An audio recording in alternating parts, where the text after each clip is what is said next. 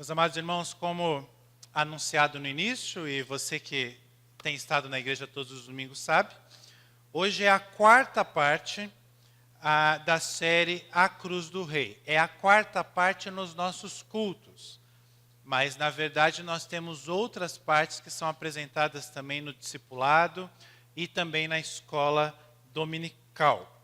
Como eu disse na abertura, hoje, sobre esse tema Cruz do Rei, nós vamos falar especificadamente sobre paciência.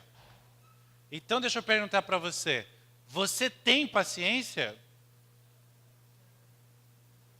Poxa vida, pensei que fosse só eu. Paciência, alguém já conceituou como é você resistir às circunstâncias difíceis, mas sem desistir e sem também ceder à amargura. Porque o impaciente não é só o que desiste, mas é aquele que insiste, mas fica amargurado. Também é impaciente da mesma forma.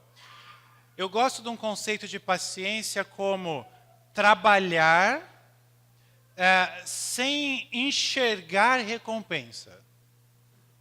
É quando você tem que ser paciente.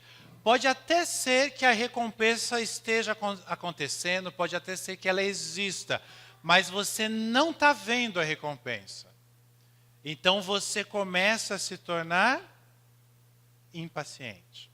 Essa é uma experiência, meus amados irmãos, muito comum de fé. Por quê? O que é a nossa fé, o que é ser discípulo de Jesus, se não ter um relacionamento com Deus? E nós vivemos dias, eu vou falar muito do momento atual que nós estamos vivendo hoje, nós vivemos dias atuais em que nós somos sobrecarregados de problemas. E exatamente porque nós somos sobrecarregados de problemas, quando em diversas áreas de nossas vidas acontecem algumas coisas que nós não desejamos, nós sempre somos tentados a perder a paciência. Porque é como se nós estivéssemos sobrecarregados, cansados de tantos problemas, e aí nós ficamos impacientes. E às vezes, muitas vezes, nós nem percebemos isso. Eu não estou falando daquela impaciência que você identifica. Fala, puxa vida, igual eu virar para a Gabi e falar, Gabi, hoje eu acordei impaciente. Eu não vou fazer isso. Ela vai perceber a minha impaciência e talvez eu não perceba. Porque é um traço que reflete os nossos sentimentos. Mas nessa manhã eu quero apresentar para você a nossa impaciência, quando a gente pensa na gente, e a paciência de Jesus. Ok?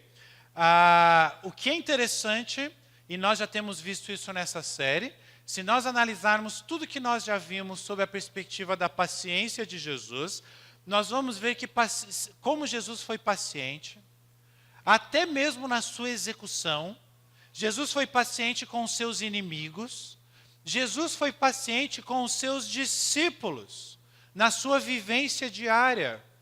Olha, por exemplo, aquela passagem da tempestade que nós estudamos domingo passado.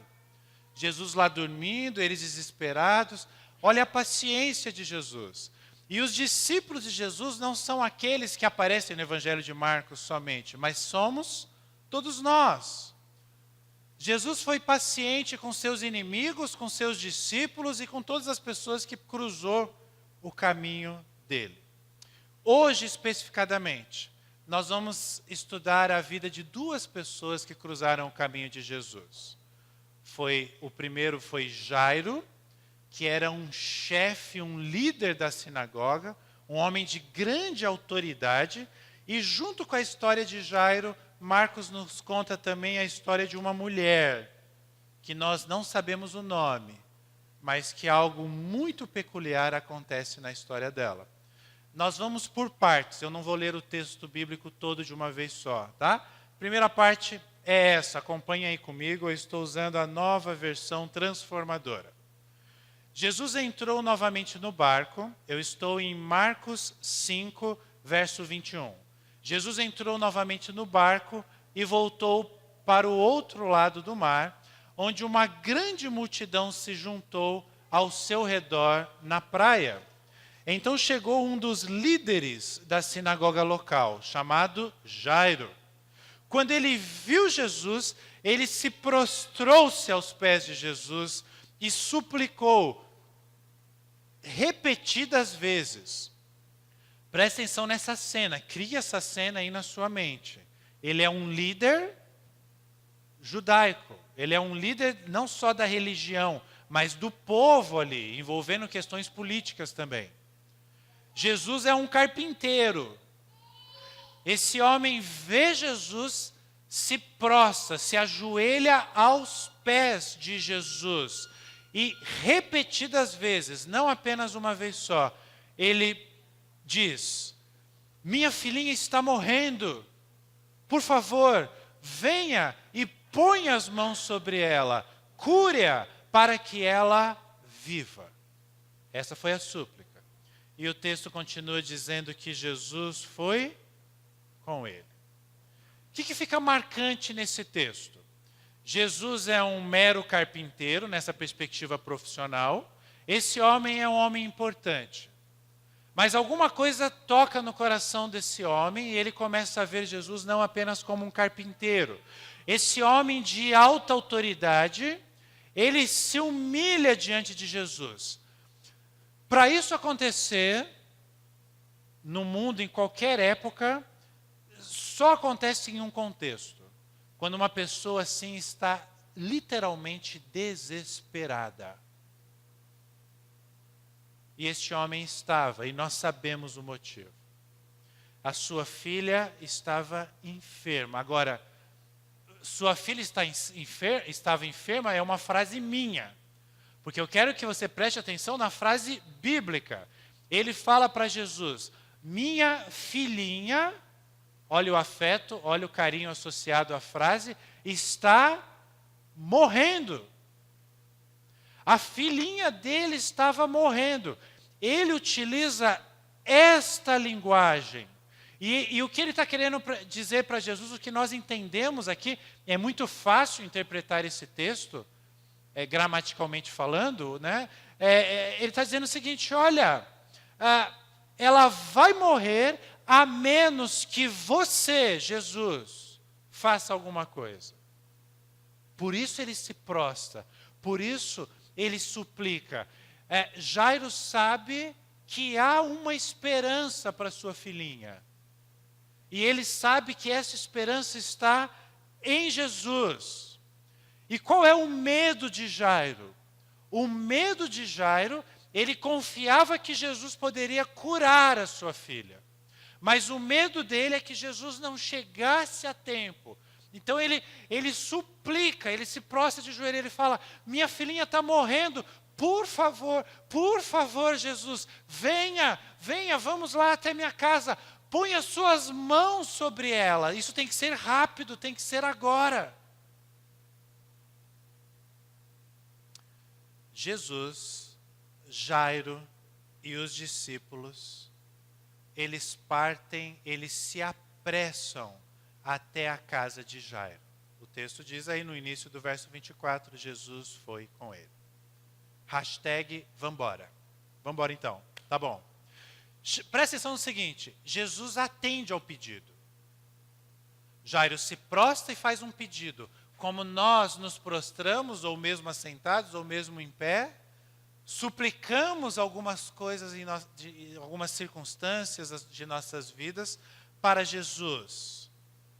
E aí algo diferente acontece na história.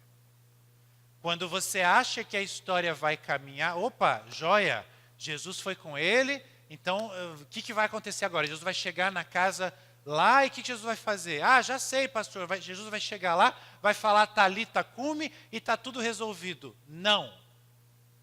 Antes disso, algo inesperado acontece. Aparece uma mulher. O texto bíblico diz: e todo o povo seguiu, apertando-se ao seu redor. No meio da multidão, é a continuação do texto isso daí, estava uma mulher que havia 12 anos sofria de hemorragia. Preste atenção nos detalhes. Primeiro, hemorragia. Talvez você já tenha tido algumas. Durou 12 anos? Essa mulher sofria 12 anos de hemorragia. Ela tinha passado por muitas dificuldades nas mãos de vários médicos e, ao longo dos anos, gastou tudo o que possuía sem melhorar. Na verdade, o texto bíblico diz que ela havia piorado. Mais uma vez repito, preste atenção nos detalhes. O texto bíblico, não sou eu que estou dizendo, o texto bíblico diz que essa mulher havia passado muitas dificuldades na mão de vários médicos. Ou seja, não tinha médico que resolvia o problema dessa mulher. Talvez você já tenha passado por isso, talvez você esteja passando por isso. E para piorar a situação, nessas andanças procurando médico, 12 anos para resolver o problema dela, ela foi gastando o seu dinheiro. A gente não sabe se ela tinha posses ou não, mas o fato é que o texto bíblico é muito claro, dizendo que ela gastou tudo o que possuía, buscou vários tratamentos médicos, e essa mulher não só não melhorou, como na verdade o estado dela piorou. Ela havia gastado todas as suas alternativas na medicina. Gastado financeiramente e gastado seu tempo também. E ninguém resolveu o problema dessa mulher. E aí o texto continua assim: tendo ouvido falar de Jesus, a mulher, aproximou-se por trás dele no meio da multidão e tocou em seu manto. Pois pensava, o pensamento dela era assim: se eu apenas tocar na sua roupa, em seu manto, eu serei curada. E ela fez isso. E aí no mesmo instante, a hemorragia parou. E ela sentiu em seu corpo que tinha sido curada da enfermidade. Mas algo aconteceu não só no corpo dela, algo aconteceu no corpo de Jesus também. Porque o verso 30 diz que Jesus imediatamente percebeu que dele havia saído poder. A palavra poder aqui no grego é a palavra dunamis, ou dunamis, uma tradução assim transliterada. É daí, por exemplo, que vem a nossa palavra em português dinamite. Dínamos, dunamos, dinamite. Que significa literalmente poder, muito poder. É isso que aconteceu com Jesus. Eu gosto de uma expressão do Tim Keller que ele diz assim: Jesus teve uma sensação de fraqueza. Você já teve sensação de fraqueza? Está caminhando, está correndo, está fazendo alguma coisa, não se alimentou direito, não tomou a sua medicação preventiva, está embaixo do sol muito tempo, aquela sensação de fraqueza, aquela sensação, quem já desmaiou sabe como é, que está prestes a desmaiar. Sim, a gente não sabe se chegou nesse nível. Mas o que o texto nos dá a entender, que Jesus percebeu que dele havia saído o poder. Algo havia saído dele. Jesus sabia que uma cura tinha acontecido. Esse texto é enigmático para nós, mas é fácil de entender. E aí Jesus faz uma pergunta: quero saber quem me tocou.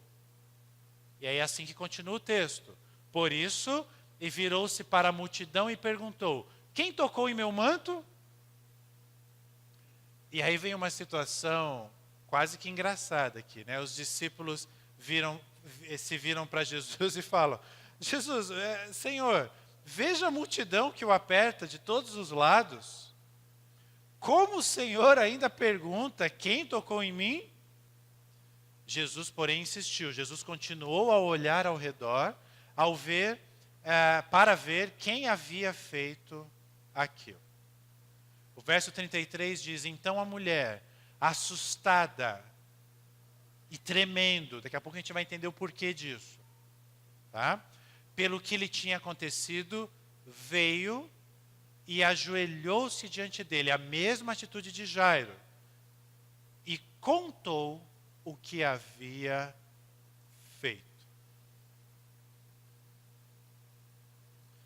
Meus amados irmãos, quando Jesus descobre que aquela mulher tinha tocado ele para, Jesus fala assim, eles estavam indo para a casa de Jairo. Ele, Jairo, os discípulos e a multidão estavam acompanhando. E a mulher toca Jesus. Ele para tudo. Ele literalmente parou. Fala, quem me tocou? Jesus faz com que aquela mulher conte toda a verdade de tudo que aconteceu. Joia, nos últimos minutos a gente colocou o foco na mulher. Agora, vamos voltar o foco em Jairo. A situação começa com Jairo pedindo para Jesus salvar a filhinha dele que estava morrendo. Jesus está caminhando, aparece essa mulher no meio do caminho. Jesus cura a mulher toca em Jesus e ela é curada. Agora, imaginem a ansiedade de Jairo. Imagine, e o texto até demonstra isso, a irritação dos discípulos. E ao mesmo tempo a paciência e a calma de Jesus. O que eu quero dizer para você? Aquela mulher sofria do que nós chamamos de uma doença crônica. Ela estava há 12 anos com hemorragia. É diferente de alguém que sofre um acidente e chega no hospital, do que eu chegar lá no hospital e falar, olha, estou com dor na coluna. Ah, é por quê? Porque eu tenho hérnia de disco. É uma doença crônica, o médico não vai tratar com urgência. Mas se uma pessoa sofreu um acidente e chega lá e está quase morrendo, é claro que a prioridade é para essa pessoa. Então percebam como Jairo devia estar ansioso, como os discípulos estavam irritados e como Jesus mantinha a sua paciência, a sua calma. Porque diante da doença crônica, ou melhor, diante da situação de quase morte da garotinha, que devia estar com uma doença fatal, aquela doença crônica da mulher não era nada. E o ponto não é Jesus ter curado a mulher, percebam isso. O ponto aqui é que Jesus toma uma decisão. Ele estava caminhando para salvar a garotinha, mas ele para conversar com aquela mulher que tinha acabado de ser curada. Meus amados irmãos, isso não faz o menor sentido. Se Jesus fosse um médico e se essa fosse uma situação num pronto-socorro, Jesus seria acusado de ter tido uma conduta negligente. Ele não tomou a decisão sábia de priorizar aquela pessoa que estava numa situação emergencial. A garotinha estava morrendo, como que ele estava gastando tempo ali, tomando um cafezinho com aquela mulher, querendo saber a história da vida dela, porque o texto diz que ela contou tudo o que tinha feito. Se nós estivéssemos lá, nós iríamos ter pensamentos ou falaríamos coisas do tipo, será que ele não está percebendo o que ele está fazendo? Será que ele ainda não entendeu a situação? Corre lá, Jesus, ou não vai dar mais tempo.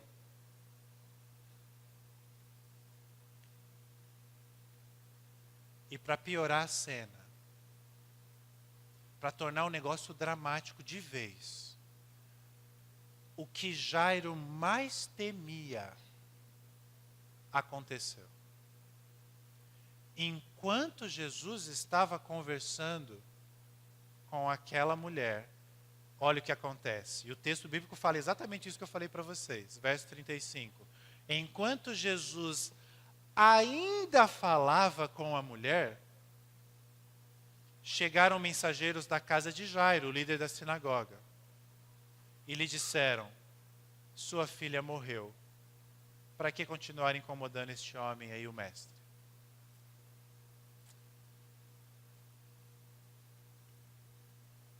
Eu quero que você imagine, primeiro, como que Jairo se sentiu. E como que foi o olhar de Jairo para Jesus, quando ele recebe essa notícia. Quem sabe, até como foi o olhar dos discípulos, discípulos como nós, para Jesus, quando todos recebem essa notícia. E eu quero que você pense em situações da sua vida. Eu não tenho dúvida que se eu tivesse aí nesse lugar, nessa época da história, eu ia olhar para Jesus e assim, ó. Era óbvio, só o Senhor não percebeu. Se eu for gastando tempo aí com essa mulher, era óbvio que a menina ia morrer. Estava tudo planejado já na nossa mente. O Jairo veio aqui, o Jairo explicou a situação, a gente está levando o Senhor. O Senhor é que soluciona problemas, mas quem planeja é a gente. O Senhor estragou tudo. Agora não tem mais jeito. Agora a menina morreu.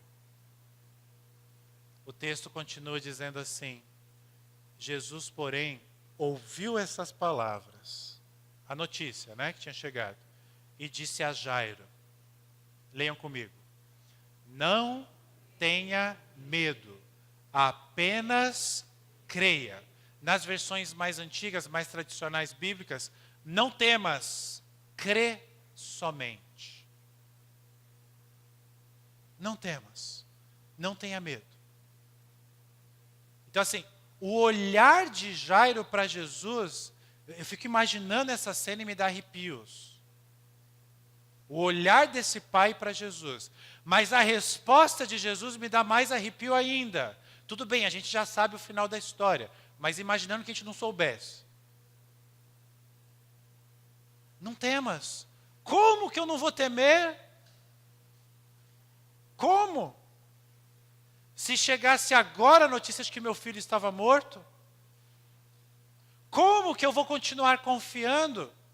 Porque perceba, a confiança de Jairo em Jesus, ao ponto dele se humilhar, se prostrar no pé de Jesus, era a confiança de que Jesus poderia curar a sua filha.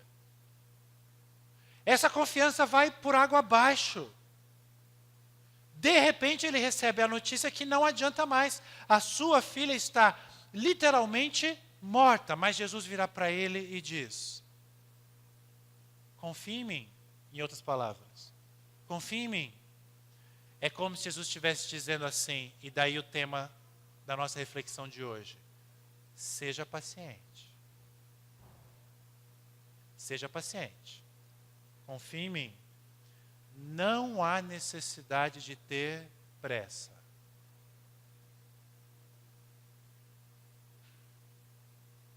Meus amados irmãos, a noção de Deus sobre o tempo nos deixa perplexos.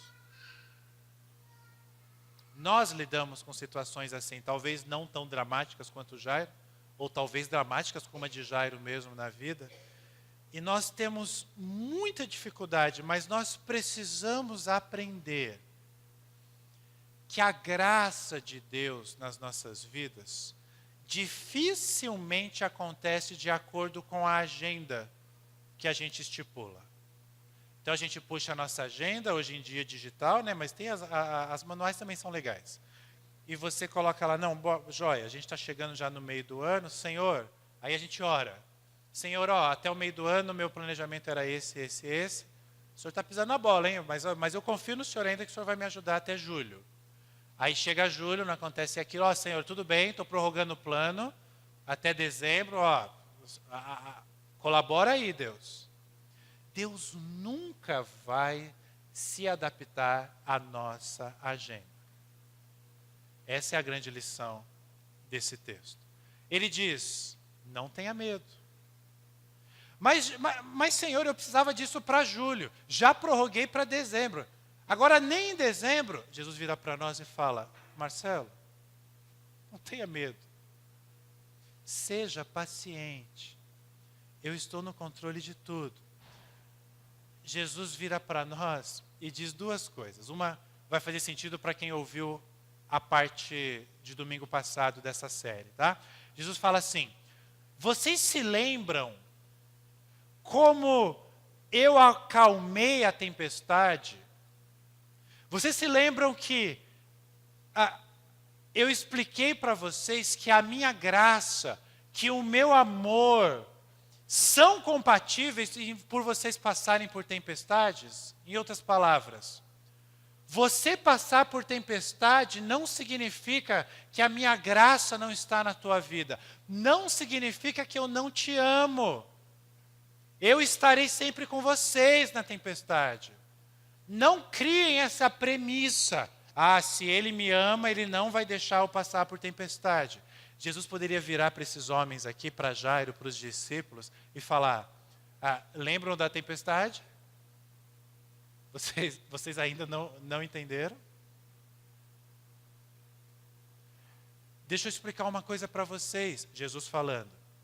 A minha graça, assim como a minha graça e o meu amor são compatíveis com tempestades na vida, da mesma forma a minha graça e o meu amor são compatíveis com atrasos que parecem injustificáveis para vocês.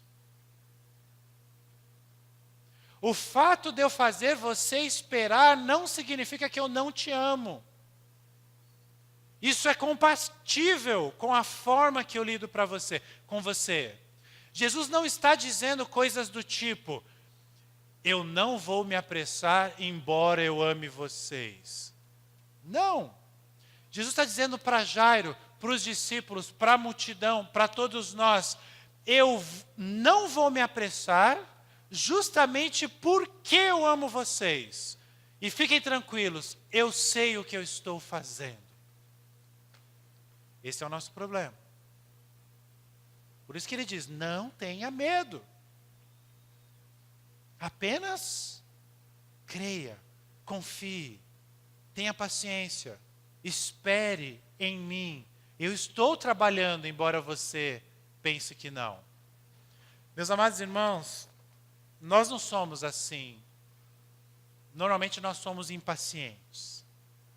Não somos assim como Jesus, isso que eu quis dizer. Normalmente nós nos apressamos. Nós nos sentimos exatamente como Jairo. Nos sentimos exatamente como os discípulos. Impacientes, às vezes irritados. Às vezes nós achamos que Deus está agindo conosco de forma irracional, de forma injustificável, que essa demora de Deus é uma demora excessiva demais. Agora, vamos nos aprofundar um pouquinho mais. Perceba o seguinte nesse texto. Exatamente por causa do atraso de Jesus, tanto na vida da mulher, quanto na vida de Jairo, eles saíram da situação com muito mais do que eles pediram. Eu vou explicar em mais detalhes. Olha como é que o texto continua. Agora voltando para a história de Jairo. Então Jesus deteve a multidão e não deixou que ninguém o acompanhasse, exceto Pedro, Tiago e João, o irmão de Tiago. Quando chegaram à casa de Jairo, do líder da sinagoga, Jesus viu um grande tumulto, com muito choro e lamentação. Imagina a seguinte cena, não vai ser ideal, mas só para a gente trabalhar. Sabe quando você passa aqui em frente ao velório municipal, na Avenida Tiradentes ali, e quando o velório tem muita gente, às vezes é até ruim de passar os carros ali, imagine você estacionando o seu carro, você descendo, você vai ver pessoas tristes, pessoas conversando, pessoas chorando, pessoas lamentando. Essa é a cena. Jesus, um grande tumulto, pessoas tristes. Aí o texto é surpreendente. Então entrou e perguntou, por que todo esse tumulto e esse choro?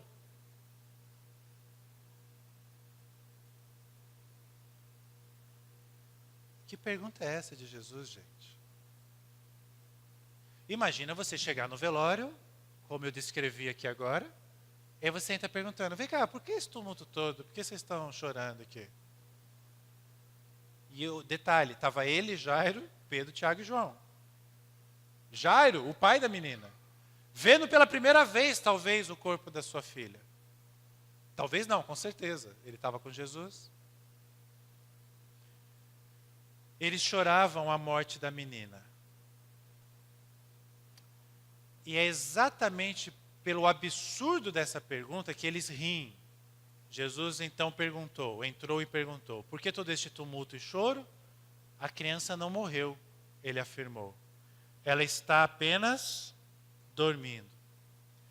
E aí o texto bíblico diz que a multidão riu de Jesus. Imagine você estar num velório e você afirmar que o morto não está morto. 3 sentimentos vêm originários das pessoas ali presentes. Primeiro, vai achar você ridículo. Segundo, essas pessoas vão ficar ofendidas. E terceiro, quem sabe, acha até engraçado de tão absurdo. Parece que é isso que está acontecendo aqui. Mas o texto continua, a história continua e diz: ele, porém, fez todos saírem e levou o pai e a mãe da menina e os 3 discípulos para o quarto onde ela estava deitada.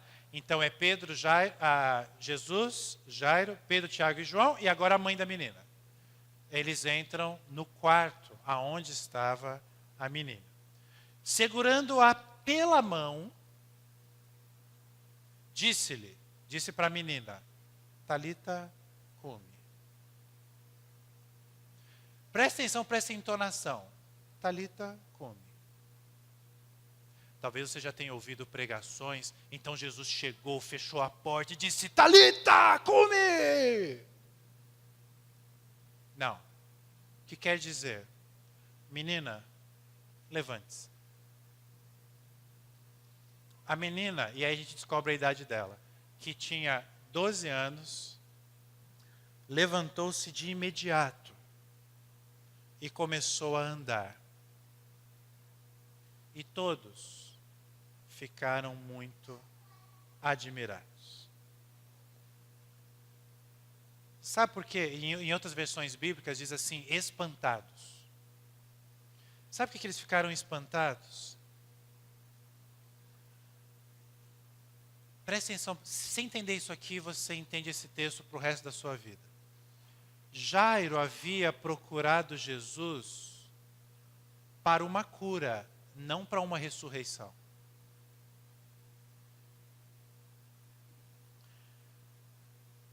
Quando nós, falando da gente agora, quando a gente vai em busca de Jesus, quando a gente procura Jesus em busca de ajuda, nós recebemos de Jesus bem mais do que nós esperamos. Mas em contrapartida, eu sou presbiteriano, eu creio nas doutrinas da graça, mas tem uma contrapartida aqui. Jesus nos apresenta bem mais do que nós esperamos, bem mais do que o nosso pedido de ajuda. Mas existe uma contrapartida. Nós precisamos também dar a Ele bem mais do que nós esperávamos dar a princípio. Jairo queria que a sua filha não morresse. O que Jesus exigiu dele?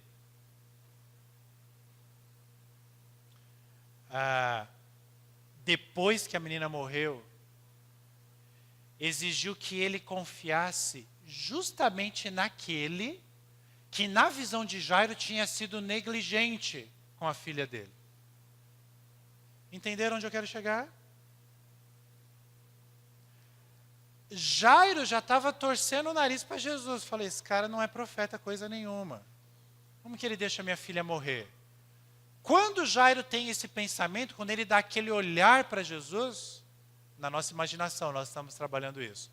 Jesus diz: não tenha medo, apenas creia. Nesse momento, Jairo se vê numa situação dele ter que dar para Jesus algo muito mais do que ele tinha antes planejado dar. Antes ele tinha planejado dar a Jesus uma confiança para que Jesus não deixasse a sua filha morrer. Agora o que Jesus estava pedindo era muito mais sério, era muito maior. Jesus estava dizendo: Eu quero que você confie em mim, estando a sua filha já morta.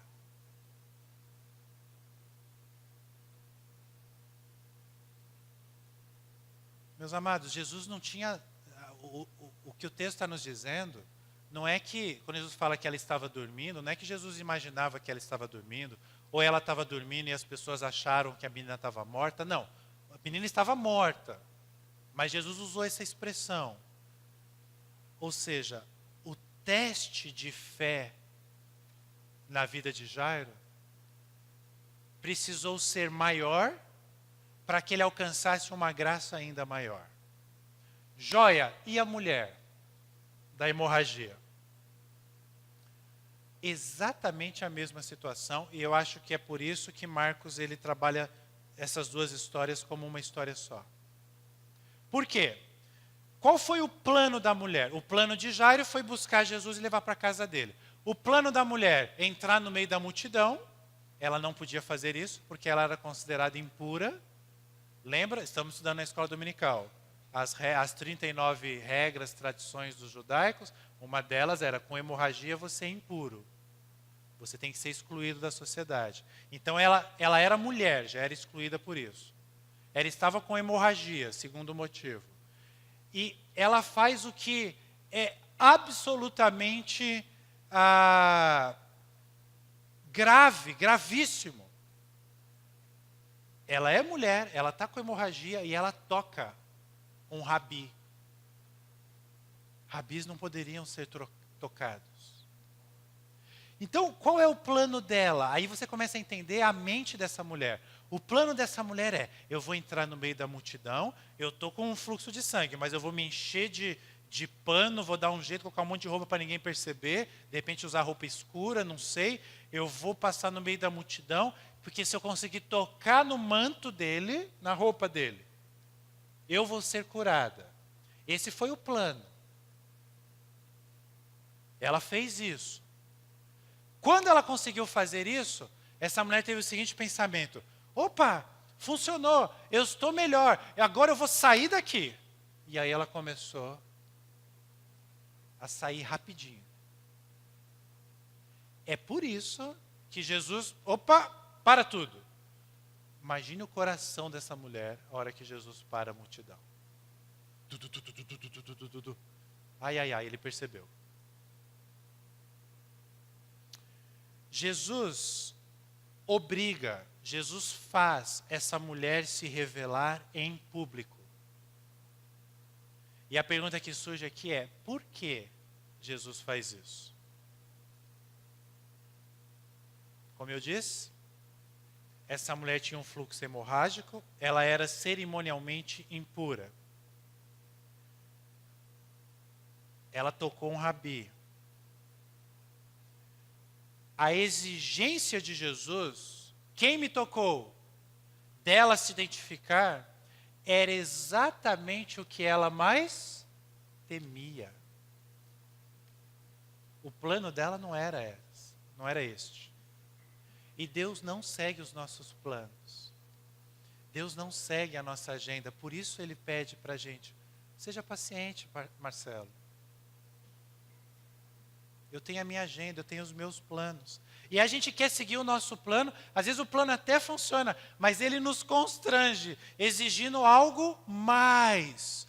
Por que Jesus insistiu para essa mulher se revelar? Porque ela precisava disso.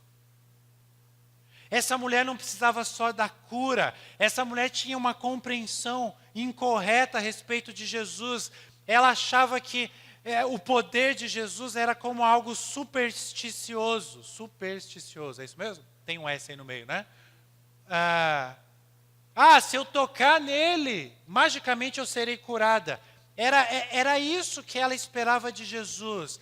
Ela pensava que o poder de Jesus era algo que ela podia manipular. E eu não sei você, mas eu todos os dias tento manipular o poder de Jesus.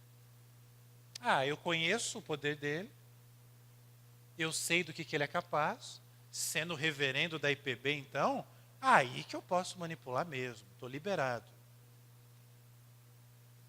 ela achava que podia manipular o poder de Jesus. Mas Jesus fez com que ela se identificasse, para que ele pudesse apresentar uma frase. E agora a gente volta para a história da mulher. A gente estava lá no verso 40 e tanto. Agora eu voltei para o 33, porque nós não tínhamos lido essa parte, para você entender como termina essa história com a mulher. Então a mulher, assustada e tremendo, presta atenção, assustada, tremendo. Agora você entende por que ela estava tremendo. Porque você fala, ué, ela já estava curada, por que ela está tremendo? Agora você entendeu o motivo.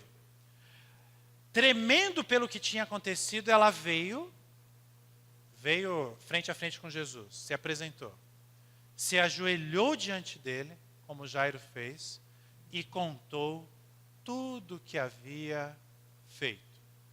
Esse verso a gente tinha lido, mas o próximo não. Jesus lhe disse, filha, sua fé a curou. Vá em paz.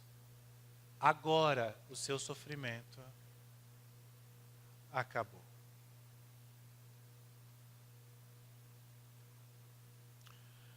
Aquela mulher, a exemplo de nós, ela queria ser curada, mas ela acabou sendo transformada. Por isso Jesus pede para ela contar a história. Por isso Jesus vira para ela e fala, olha, o que te curou foi a tua fé. E agora que você sabe disso, você está num relacionamento comigo, Jesus.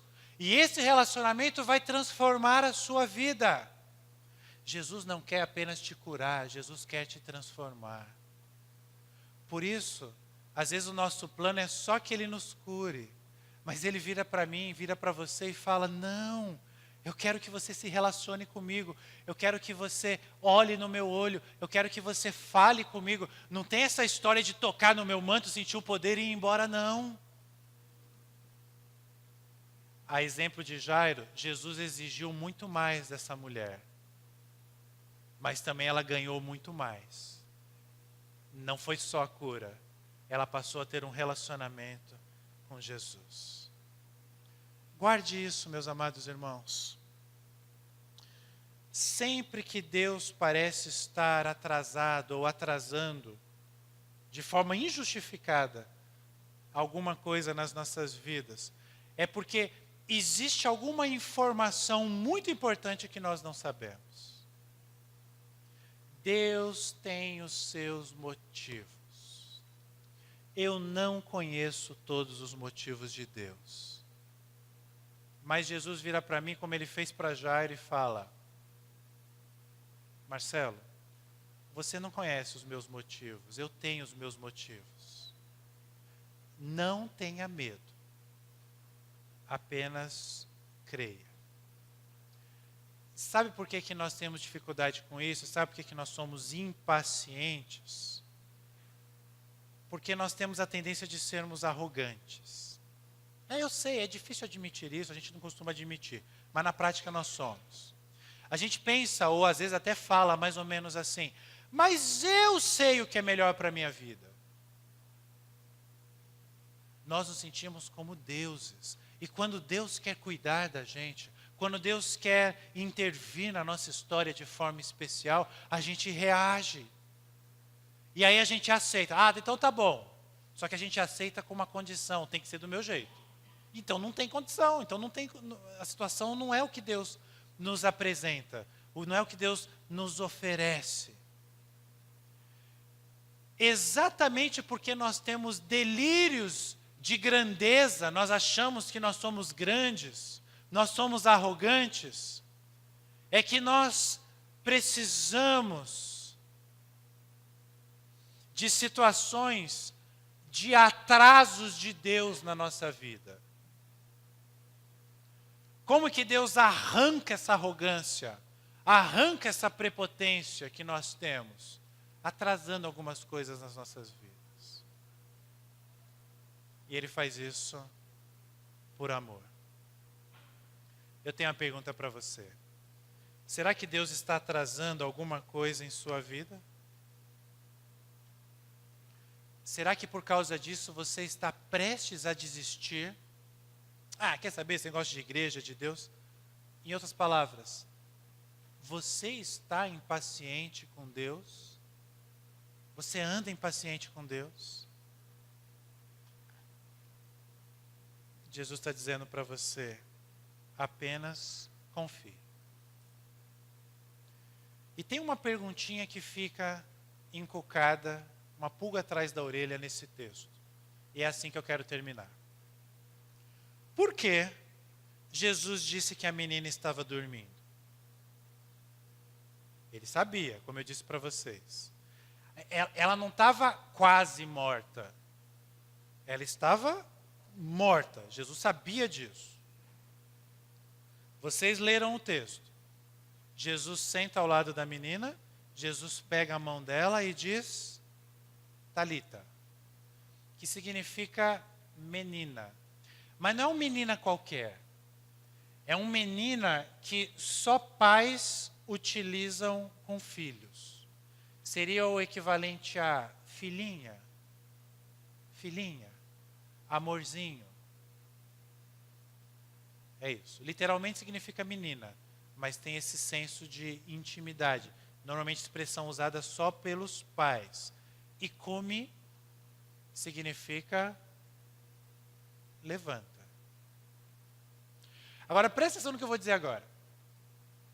Come nunca é usada na Bíblia, em nenhum outro contexto, como ressuscita. Come não significa ressuscita. A palavra de Jesus para Lázaro é outra do que para essa filha de Jairo. Come significa levanta. Sabe que tipo de levanta? Aquele levanta de quando nós estamos, adivinha, dormindo.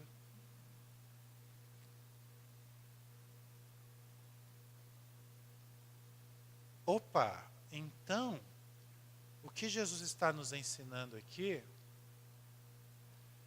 é que o que ele falou para a menina foi exatamente a mesma expressão que os seus pais, tanto o Jairo quanto a sua esposa, que a gente não sabe o nome, falava todas as manhãs para ela. Todas as manhãs Jairo chegava do lado da cama, da onde ela dormia, e falava, Talita, come. Não porque Talita era o nome dela. Filhinha, levanta. Está na hora da escola. Vamos tomar café. Filhinha, levanta.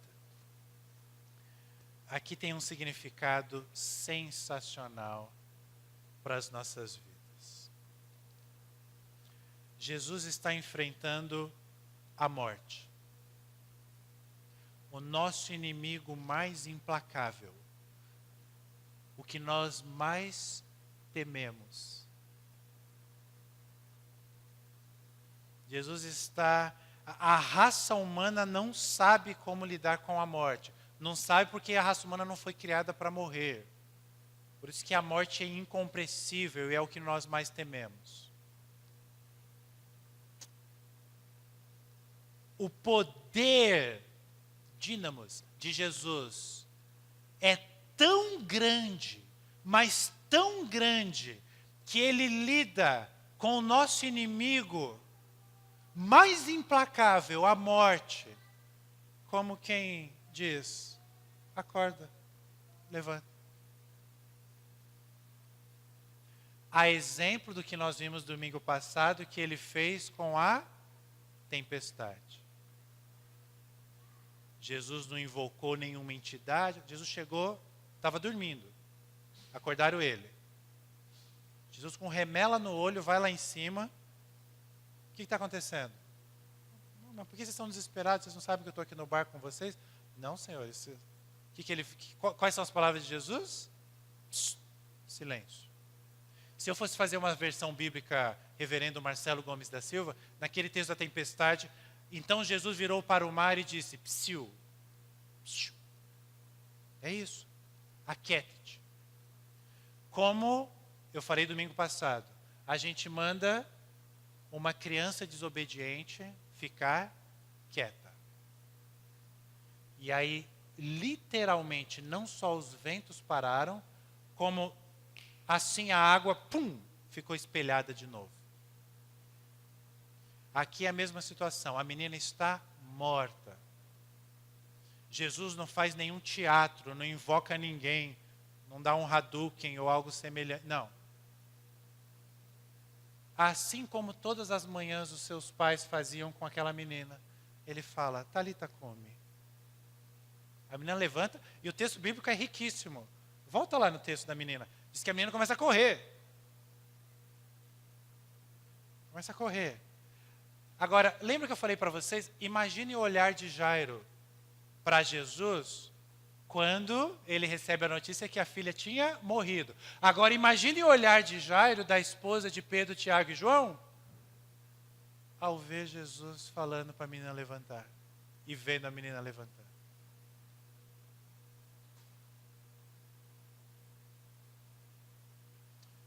Quero dizer para você nessa manhã que o Senhor do Universo, o Deus Todo-Poderoso, diante dos problemas que nós temos em nossas vidas, sejam seríssimos ou menores,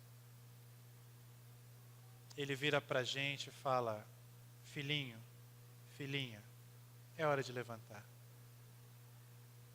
E aí a pergunta que surge é, por que eu iria apressar alguém tão poderoso, alguém tão amoroso assim, alguém que me trata com tanta ternura?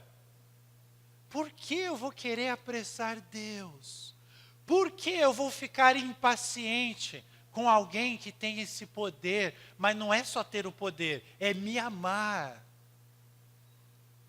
E aí eu chego à conclusão óbvia, que a minha impaciência não faz o menor sentido.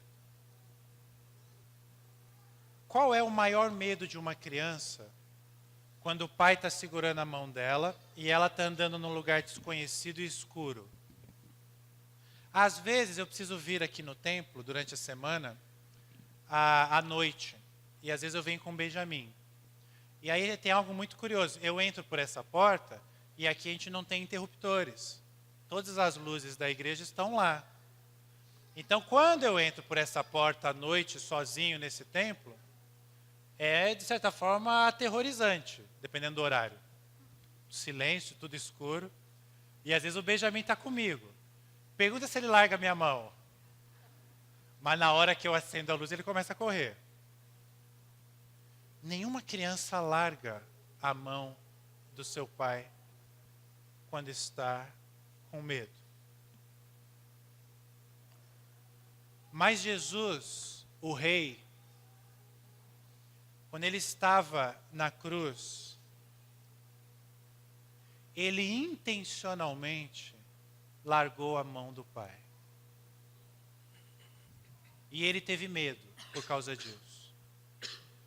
E ele sofreu, e sofreu muito por causa disso.